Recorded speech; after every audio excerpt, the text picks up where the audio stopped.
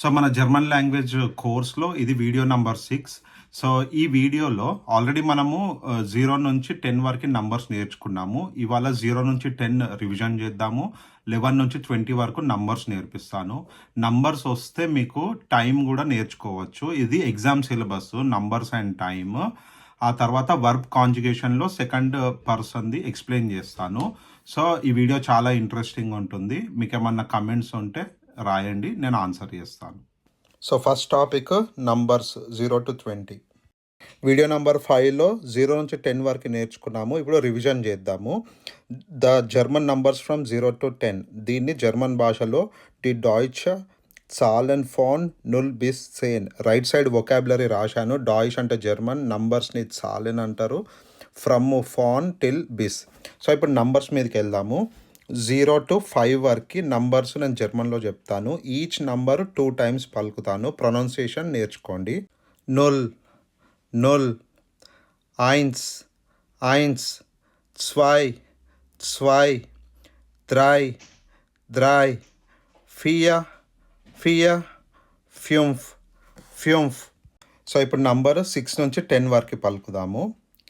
6, 6, 7, 7, 8, 8, 9, 9, 10, 10.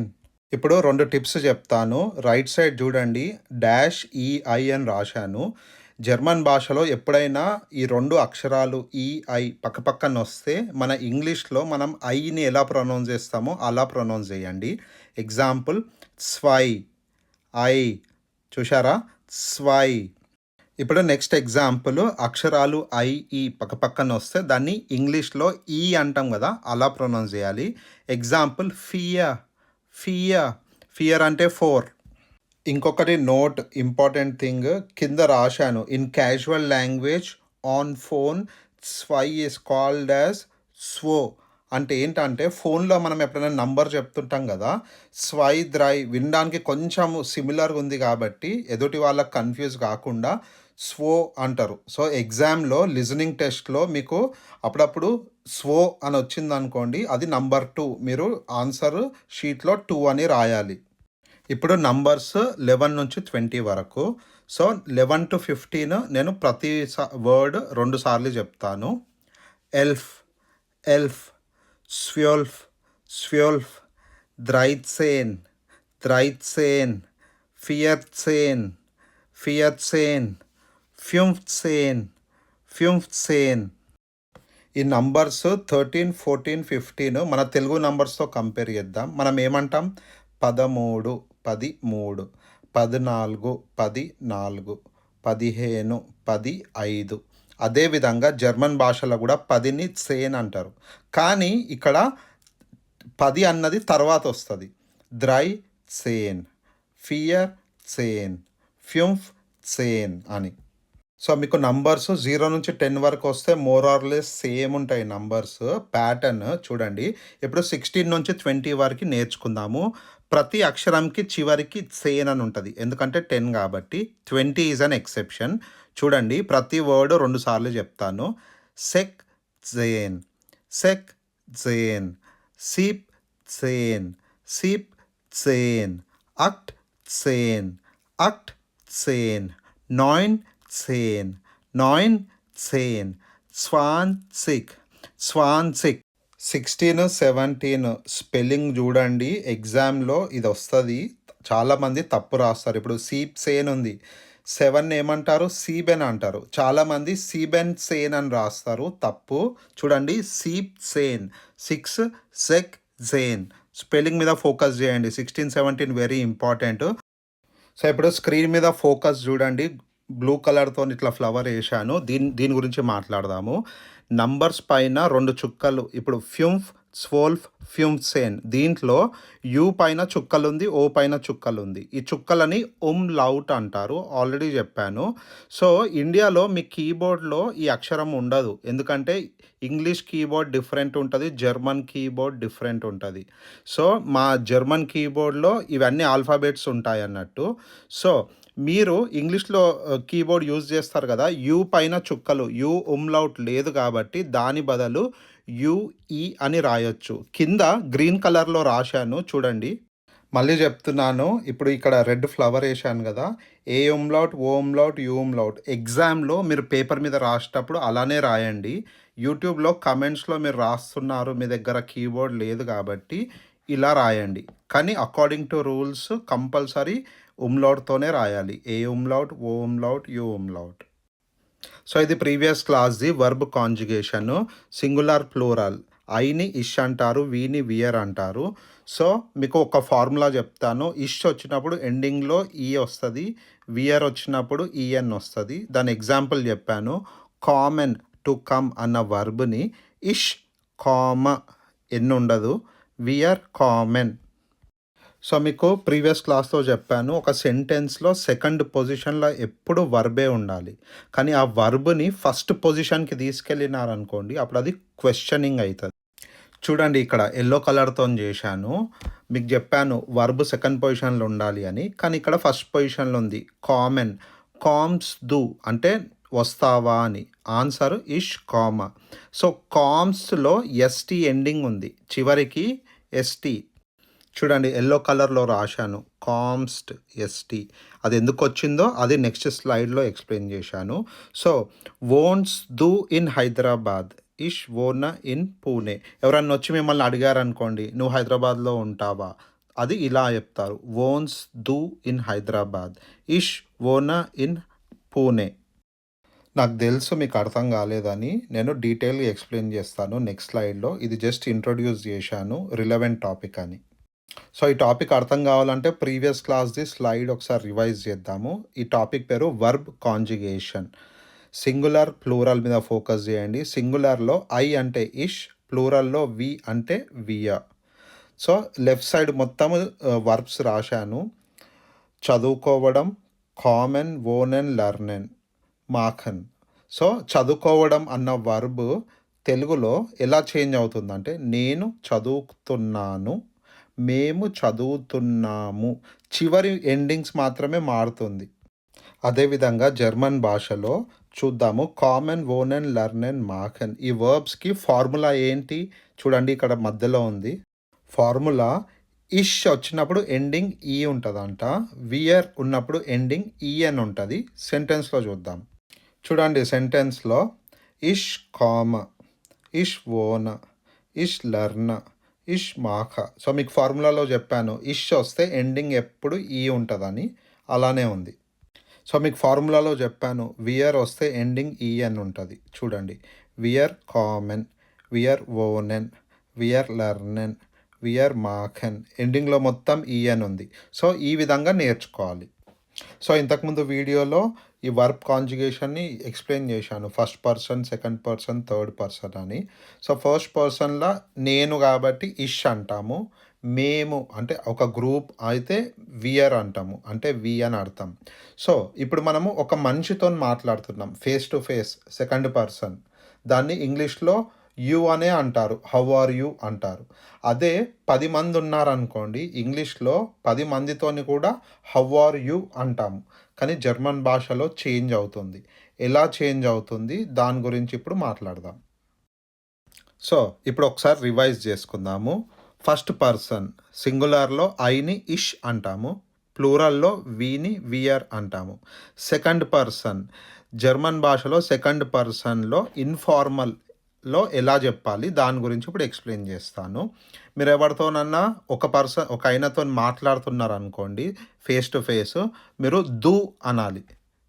అదే మీ ముందు 10 మంది నిలబడ్డారు. ఇన్ఫార్మల్‌గా మీరు మాట్లాడుతుర్రు. ఇయర్ అనాలి. IHR year. మీకు నెక్స్ట్ స్లైడ్స్‌లో క్లియర్‌గా ఎక్స్‌ప్లెయిన్ చేస్తాను. అస్సలు టెన్షన్ తీసుకోకండి. ఇది కొంచెం కన్‌ఫ్యూజింగ్ ఉంటది. చాలామంది గోయితే ఇన్‌స్టిట్యూట్ పోతారు. వాళ్ళకి అర్థమే కాదు అసలు ఈ డిఫరెన్స్ ఏంది. మీరు ఒక్కటి గుర్తుంచుకోవాలా. Singular, plural. మీరు ఒక్కళ్ళతోని మాట్లాడుతుర్రా? ఒక గ్రూప్‌తోని మాట్లాడుతుర్రా? ఆ క్లారిటీ మీ బ్రెయిన్‌లో ఉందనుకోండి మీకు ఈజీగా అర్థమైతది. సో ఈ స్లైడ్‌లో చూడండి సేమ్ థింగ్ కామన్‌ని ఎగ్జాంపుల్‌గా తీసుకున్నాను. ఇష్ వస్తే ఎండింగ్ ఈ వస్తుంది. వియర్ వస్తే ఈఎన్ వస్తుంది. అది ఈ బ్లూ కలర్ లైన్‌లో చూపించాను. చూడండి ఎండింగ్ ఇష్, కామ, వియర్, కామన్. సో ఇప్పుడు నెక్స్ట్ ఫామ్ దు ఫామ్, డియుని దు అంటారు. ఇది ఏంటి అసలు? ఇది మీకు ఎక్స్‌ప్లెయిన్ చేస్తాను. మీరొక మనిషితోని మాట్లాడుతున్నారు. మీ ఆపోజిట్ ఉండు. అది ఇన్ఫార్మల్ కన్వర్జేషను. అప్పుడు మీరు దు ఫామ్‌లో మాట్లాడాలి. ఎలా అంటే ఇప్పుడు 'అదుర్' సినిమా ఉంది. దాంట్లో చారి, భట్టు వాళ్ళిద్దరూ గురువు శిష్యులు ఉంటారు. సో, గురువుగారు అని రెస్పెక్ట్ ఇస్తాడు. కానీ జర్మనీ ఎలాంటి దేశం అంటే ఇక్కడ మనం ఆఫీస్‌లో పనిచేస్తాం గదా! ఎవ్వరిని కూడా సార్ అని పిలవరు. ఫ్రెండ్స్‌తో ఎలా మాట్లాడతామో అలానే మాట్లాడతాం. ఇంట్లో పిల్లలు, పేరెంట్స్ కూడా దు ఫామ్‌లోనే మాట్లాడతారు. అండ్ స్కూల్లో టీచరు, స్టూడెంట్స్ కూడా అదే విధంగా మాట్లాడతారు. సో, ఆఫీస్‌లో మామూలు ఎంప్లాయీ అయినా, సీఈఓ అయినా దు ఫామ్‌లోనే మాట్లాడాలి. యాక్చువల్లీ దు ఫామ్ అంటే ఏంది మీకు ఇప్పుడు చెప్తాను.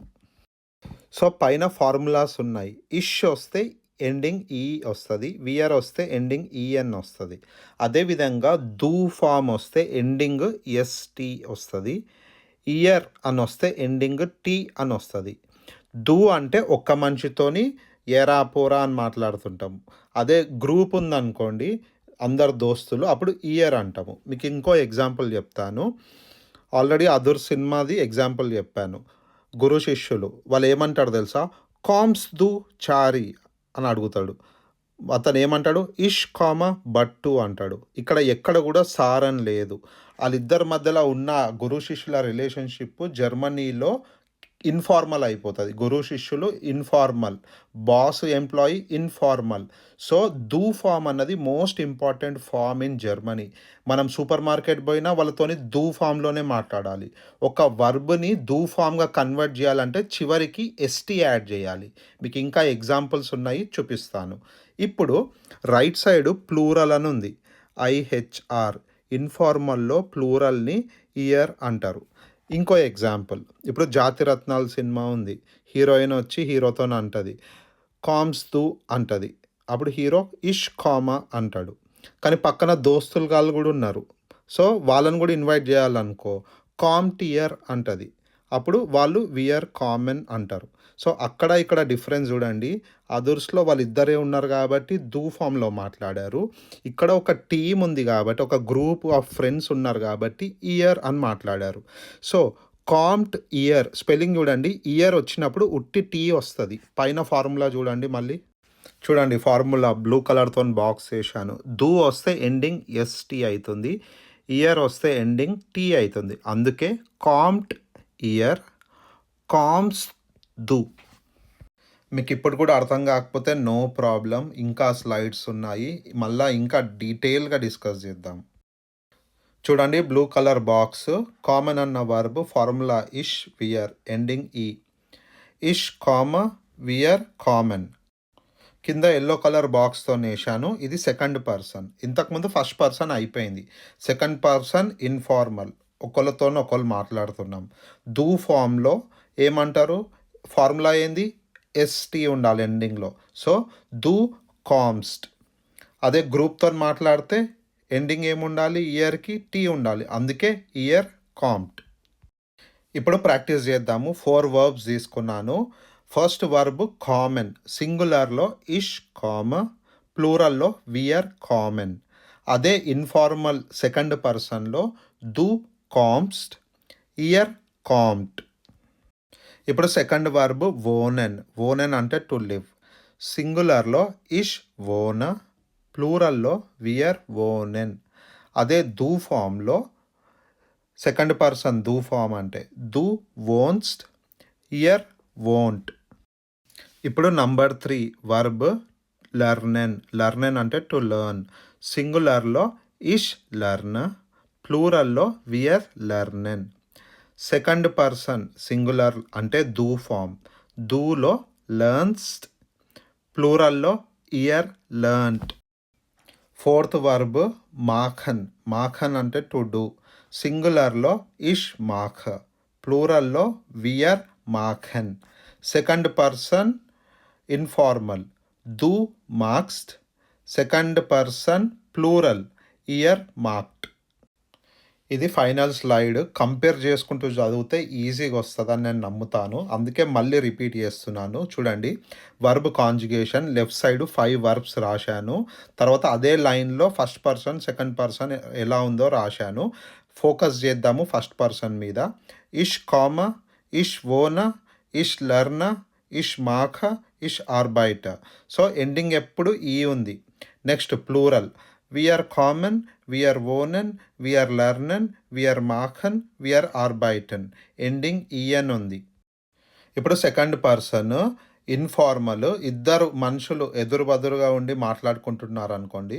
దు కామ్స్, దు వోన్స్ట్, దు లర్న్స్ట్, దు మార్క్స్, దు ఆర్బైటెస్ట్. అదే ఇన్ఫార్మల్లో ఒక గ్రూప్ ఉందనుకోండి. గ్రూప్తో మాట్లాడితే ఇయర్ కామ్ట్, ఇయర్ వోంట్, ఇయర్ లర్న్ట్, ఇయర్ మార్క్డ్, ఇయర్ ఆర్బైటెడ్. సో డిఫరెన్స్ ఏంటంటే దు వచ్చినప్పుడు ఎండింగ్లో ఎస్టీ వస్తుంది, కామ్స్ట్. అదే ఇయర్ వచ్చింది అనుకోండి, ఎండింగ్లో టీ వస్తుంది, కామ్ట్. సో స్పెల్లింగ్ చూడండి, మీరు ఎగ్జామ్లో ఒక్క స్పెల్లింగ్ అటు ఇటు అయినా మార్క్స్ పోతాయి. జర్మన్ లాంగ్వేజ్ మొత్తం రూల్స్ బేస్డ్ లాంగ్వేజ్. ఇష్ కామాలో ఐ క్యాపిటల్ ఉంది, ఇష్, ఎందుకంటే అది ఫస్ట్ సెంటెన్స్ బిగినింగ్లో ఉన్న లెటర్ ఎప్పుడు క్యాపిటల్ ఉండాలా. సెకండ్ పొజిషన్లో ఎప్పుడు వర్బే ఉండాలా, వర్బ్ ఎప్పుడు స్మాల్లో ఉంటుంది. సో ఇలాంటి రూల్స్ మీరు రాస్తే కానీ తెలియదు. అందుకే నేను ఎప్పుడు అంటాను కమెంట్స్లో రాయండి, నేను కరెక్షన్ చేస్తాను అని. ఈ వీడియో చాలా పెద్దగా వచ్చింది. మనము వర్బ్ కాంజుగేషన్ బాగా డిస్కస్ చేసినాము. అర్థం చేసుకోవడానికి ట్రై చేయండి. అర్థం కాకపోతే ఏం కాదు, ఎందుకంటే ఇంకా దీంట్లో ఫార్మల్ ఫామ్ కూడా ఉంటుంది. అది డిస్కస్ చేసినప్పుడు మొత్తం టేబుల్ డిస్కస్ చేస్తాను. జస్ట్ ఇది ఇంట్రొడక్షన్ అనుకోండి. 1-2 సార్లు చూడండి, మీకు ఈజీగా అర్థమవుతుంది. ఏమన్నా ఉంటే కమెంట్స్లో రాయండి. We will be in touch. Thanks for watching.